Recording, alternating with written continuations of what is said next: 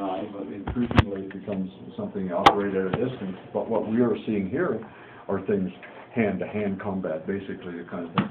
And this shows you the structure. It is obviously a pretty important guy. First of all, you don't wear Jaguar boots and those kind of things and be a lowly guy. Look at this upside down mask, jade, all full of jade. And we saw those masks the other day of some of the super clothes, man. That's the These are equivalent of their designer. I'm sorry? That's the equivalent of their designer clothes. There you go. These are prisoners taken, begging for their, you've not shown over here, are panels of glyphs that now have been about 90-some% interpreted and can be read by people who know what you're doing. But look at the beautiful clothing, but these are the prisoners begging, and he's begging, and his fingernails have been pulled out. It looks like. Yeah, why this is blood dripping down here, and then I don't know if I went on to. Okay, that's enough of that, but actually there's some decapitation, there's a head there. So all you gotta do is around the world. What does it happen? What's happening in Mexico, gang violence right now? Oh, yeah. Soccer ball faces are, and heads is sewn on to make soccer balls thrown into nightclubs. What? Oh, you don't know about this? The Mexican gangs, you're not reading the paper. Even the chieftain No, has reports of all that. No, I will admit I don't. There are more people killed in Mexico in the last 2 years than we have service folks, bad enough, but in Afghanistan and Iraq combined. And many of them are innocent. Most of them, I do think, are tied to rival gang units. Just incredible kinds of punishment. Decapitation, body buried, decapitation, put in sacks, thrown in dance hall, you name it. Decapitation. This is something you should certainly know about, and we get what is called a perifracture. This is the right ulna, and you see the radius in the ulna, the lower arm bones. Guess what peri derives, you might know. Exactly. Somebody is hitting you or swinging something, you're trying to block it, and that's what gets busted. I was talking before about women's studies within bioarchaeology. There are now more women in archaeology graduates out of graduate school than there are men. Wow. And we have turned out the last year about 20 out of 20 graduates in the last 2 years with master's degrees. I'd say about 14, 15 are women, and they're doing excellent work. Anyway, this is one of the things they're looking at, because this is very typical. If you look at fracture pattern, even among pretty ambitiously violent groups here archaeologically, you find disproportionately women getting beaten or whatever, but you get disproportionate perifractures among the women. When we have lots of archaeological sites in an area, and we can get this data, and we start getting prevalence rates, and we can compare age groups by, say, 5-year intervals, and you get quite a difference between male and female. You get a lot of males with head injuries, trauma, and that kind of stuff too, but not as many as you might expect in periphery. And women more exclusively limbs. Interpersonal violence, high frequency prehistory, not supporting. Okay, there's a mid-shaft. Anyway, that's all. But you can see clearly the break. It has to be set, otherwise the bone will, of course, do this. This is out of the museum in Washington, again, American Museum. And there were bone setters that we know forever. Mayans have all kinds of specialist bone setters and casts made of reeds, for example, and wrapped. Bone was moved back into pretty close place, wrapped in these and kept immobile, because if it's moving, then you got a shift in the breakage line, and you get this kind of thing. Now, could somebody live in that kind of condition? Yeah. Oh, sure.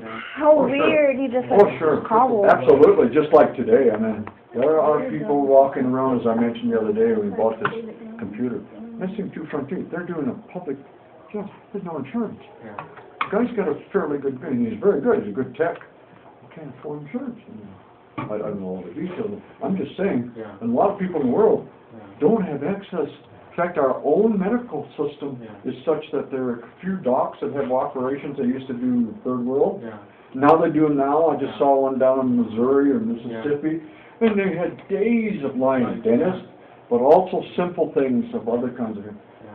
So what I'm saying around the world, yeah, there's a lot of. Obviously, this was set, and these are it's called a callus, and that will be reabsorbed, and then the bone will be pretty much straightened out to where it looks more normal. Okay. Yeah, Doctors Without Frontiers is the one that you were. There you go.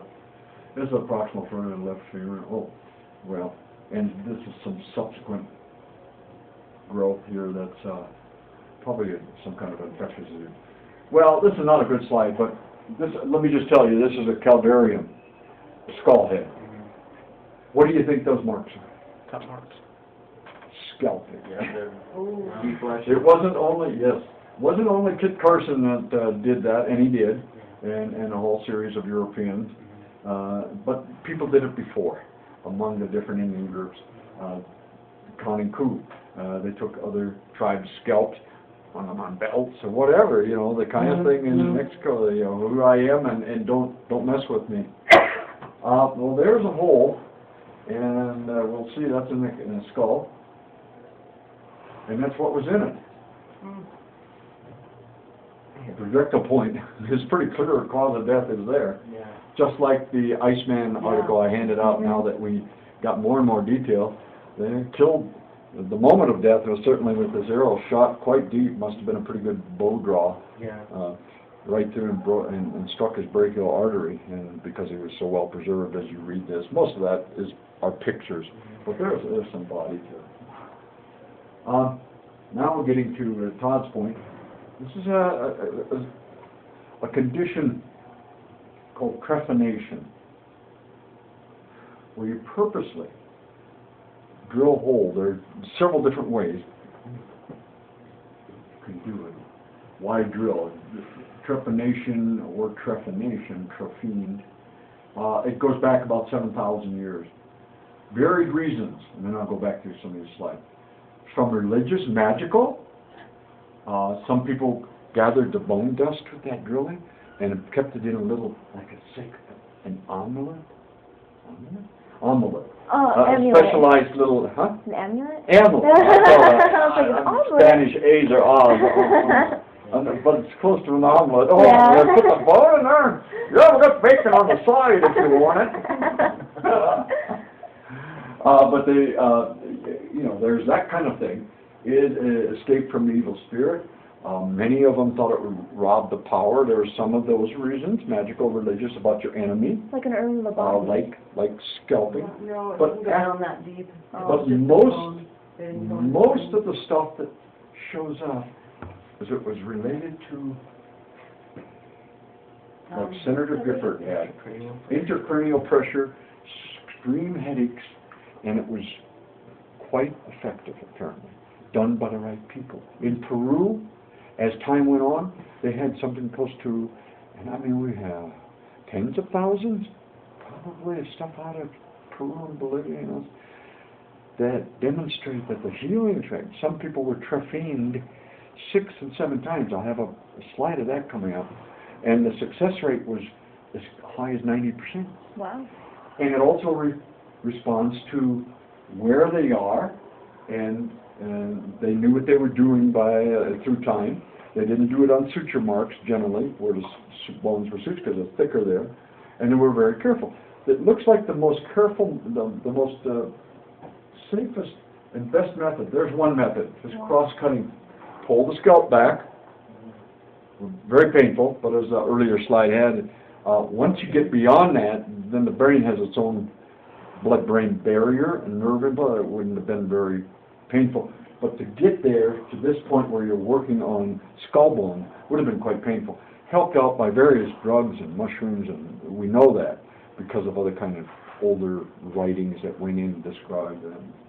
This was one method. This was called the scraping method. And apparently, people, I just take their word that have looked at, apparently this was the safest because you had control scraping and scraping as you got close to the meninges. You don't want to touch and damage underneath. So, these are, I guess it's from the museum, American Museum of History. 7 healed openings, it says, on this adult show in successful trephination, the most that are known. It's in the British Museum. When I took these pictures in the American Museum of History. The second best record is Lima, Peru. So we have this as an old, this is another way, record going back, as I said earlier, think about that, 7,000 The bottle years. cap? Yeah, there it is, I used a bottle cap and pounded it. No. This is like drill, around the edges, drill down with a bow drill. Yeah. And a very sharp, like an obsidian implant probably. And then you popped it out. And you popped it out. This is a huge one. Would you be able to theoretically touch the brain? And landed, No, because it's covered. lived for a while because you can see the rounded, there was an attempt at bone healing. The osteoblast went to work, and so you get a rounded, smooth edge. And then this break is a good illustration. This was post-mortem break. It's just so sharp edge, and that was by the burial that happened, the burial. But this person lived. Now they covered, in many cases they covered these things. In many cases they put back this little cap that they took out. In some other cases they didn't. They kept it and ground it up, that powder that came from developing, as I told you. But they often put that back, and then historically we know, in modern times, I'll tell you about that in a second, they put on there's some antibiotic plants that they soaked and they laid in there and then covered it with various kinds of corn husk, for example, and different kinds of things of that sort to let it heal and to protect the meninges underneath it. This is one that's healed. You can see the obvious things about the healing. Going down, it used to be out here in the process of healing. This is a square, a patch, basically a patch of bone that would have been put over the top, and then this other kind of soft antibiotic or whatever would have been put into this on top of that. So these are, this is it. This is a bone plug, as I'm going to refer to down here. And it's exactly, there it is in and healing. Frontal parietal, I don't know like that. This is a silver plate that has holes. That was actually sewn in. These are holes that were sewn back into part of the calvarium. This is exactly what Senator Gifford had done. I mean, with high tech, but she had a plate put back in there, and, you know, obviously that's a modern medicine to guide it. Yeah, thank goodness. Oh my God, that's crazy. Done. I know it's fast, but if you want, I'll certainly entertain some questions. Let me just, please don't forget your question. Oh. Let me just say, you ought to know, I mean, I would expect you to know a little bit about bone and what's the choices that can react to produce more bone, or, as we'll see next week, it can lose bone for various kinds of reasons. You know, there's a very general understanding of bone, and then how we apply those understandings to what we dig out of the past.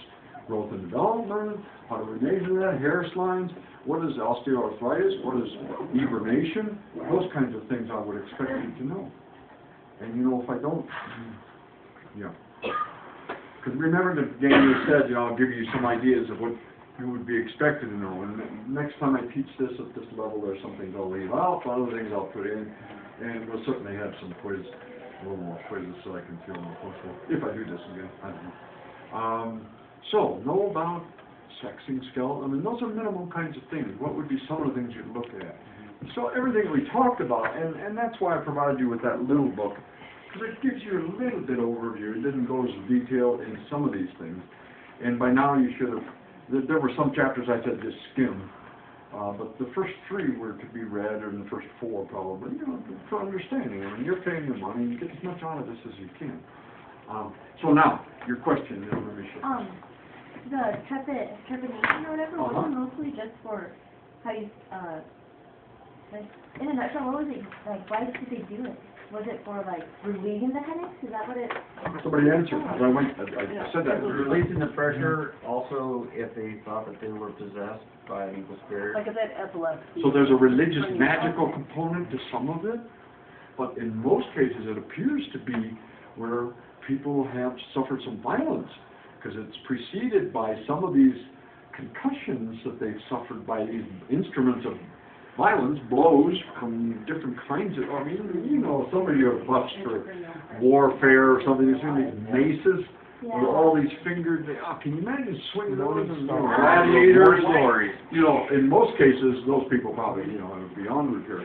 But, you know, certainly clubs of all sorts, and of course machete, the predecessors of machete in the New World were what the Aztecs had, these obsidian end blades in a wooden club, which they would take off a horse's head if you swung it right. But they were fragile, and some of those things broke up, and Spanish steel was not as sharp, but it obviously durable. So the answer is exactly what we heard here, is that magical, religious, consumption, but most of them seem to be associated with many different archaeological things, looking at changes, other kinds of changes. What were the tools? What were people buried with? What other kind of evidence of violence? And so based on those analysis, you come up with the idea that most of them were to fix the pressures and created by concussions and blows to the head. Okay. Now, I told you I'd tell you this in 5 years ago, no more than 5 years ago, another student of mine told me about on the internet. I don't know if they were on certain drugs here in the States. Oh, They had little trepanation parties. There's a woman that had done that, and she filmed it. There you go. And it's a 3-hour video. And the darndest thing was, she had a dinner party that she had to go to right after that. So after she did that, she bandaged her head and then she put a silk scarf on. And then she went to dinner and acted like there was no big deal. So No anesthesia, no nothing. And so in Africa, this is still, in some tribes, used quite a bit, if more there for what you thought I had mentioned, the magical religious aspects, probably than violence in that particular case. A couple different answers to your question. Thanks, folks, you're free to go. Thank you. We need to keep you, I'm walking along there, but everything's pretty close. If you have any questions, call me. If you have to miss for some reason, call me, it's always appreciated. Email, I give you all that today. So, read your book, that'll help too, and get your article, and I only have 2 people that turned in these little 10 pointers. And I'll try to get your little test back to you on Tuesday. Would I be able to email you this? I never printed it out, but I have it. I have the article. I just need to print it out. Yeah, I'll just print out and bring it Tuesday. Okay. I'm just saying, don't leave everything to Thursday and Friday. I didn't write it down on my thing, what little 10-pointer thing you're talking about, I didn't write it down. It's in the syllabus. In the syllabus, thank you. You're welcome. And we went over. Print out an article Listen, that Joe. has to do with our class. Okay, yeah, I'm sorry. Look, you know what he talked about today? You know what he talked about today? Yeah. Where'd you get that off? I got it from the New York Times Oh, website. I just went any to place. New York Times. typed Google in something that we've covered that's anthropology. interesting to you. Put something in there that's interesting that we've talked about or in your book. Let it come up. Make sure it's short. I mean, not over a page or 2. You know. And read it, and so you know about it, because if it's real interesting, I might have you take 30 seconds to talk about it every minute next time. Yeah, I just didn't So write that's it down all. on the agenda. Well, I'm glad I didn't have to do that. Oh, yeah. Well, you're just, I'd like to shift back to my genetics book. I didn't mention you, but I don't know if that's related to you, but you'll probably be able to know where I could go to get the information, because I tried to search you guys. So, when I was, when you saw me before, you know, or seen me before, I was trying to look up information on, someone was saying that people from, it's not a question of genetics or anything, it's just that, people that are from, like, Africa or nations over that way have some extra muscle in their body that we don't normally have or something. Urban men. What? Urban men. Oh, okay, so it's not true? Yeah, it's not. Okay, because somebody was saying that, No extra, yeah, this was a whole thing built up for years about racism. That's why blacks could jump faster and higher and then on average and, no? okay. I was just wondering, because I was looking up on the internet and I was like, well, I can't find any information on it. Because it's been defined, about 20 years ago it was kicking around in some literature. Oh, I hate how people do that, because they make you believe that it's fact, and it's not. Really? That's right. Okay, that's why I couldn't find it the other time. There you go, don't forget your, yeah, I was gonna say, don't forget your, record. Yeah, sorry, sorry about not remembering that, I'm taking a bigger course load than I usually do, and a lot of things are slipping my mind. So. But just look at the syllabus, and then I handed out something too on the paper, the details, that was a separate. Yeah. But the syllabus has this 10-point thing. Okay. And you just like you did, you know, put something in there that we've talked about, not just something on the flu, but, and not fossil evolution right now. It's not a central part of our course. Okay. So just look at your textbook on human remains, something that you might find, whoa, what's like, So could it be something more like a different, I'll tell you what you can Google. I just got this the other day, and I think it was probably New York Times. good paper? Typhoid fever in Athens, downfall, it's a typhoid fever and the fall of Athens. Those words will get you into now where the DNA out of a number of skeletons in Athens seems to suggest a huge epidemic. And then it brought down, it was contributed at least a lot to the downfall of Athens, Greece. I mean, you know, just simple things like that. Typhoid fever and Or I can Athens even fall. use the flu thing that, Sorry? the flu thing that I did, I can even. Now you could do that, but I'd prefer now that we're into bioarchaeology, pathology stuff, pick something out of here. I mean, use your own leprosy. Put in leprosy prehistorically or something like that. Whatever. That's a good one, because that's like, you can tell it's been around since the beginning of time. I mean, they talk about, and they don't usually bring up religious texts, but they even talk biblically about that, which I won't include that in any research here, but you can. Yeah, it was way BC, before there was Jesus. Yeah, so. Yeah. Okay. Okay. Yeah, but that's the point. Just take that book and go through there, anything, and put something Google on it, and you'll get some stuff. Try to use it as skeletal data though, or something. Try to get that out. Okay.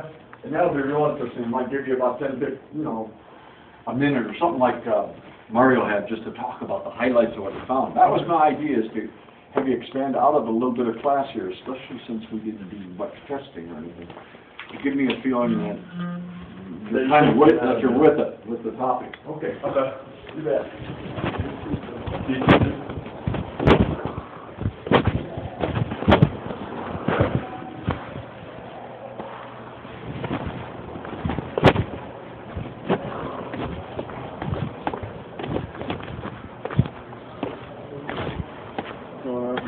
How you doing? Great. I see you got a copper here, and that's security. You know, we were looking up, and there's not security with it.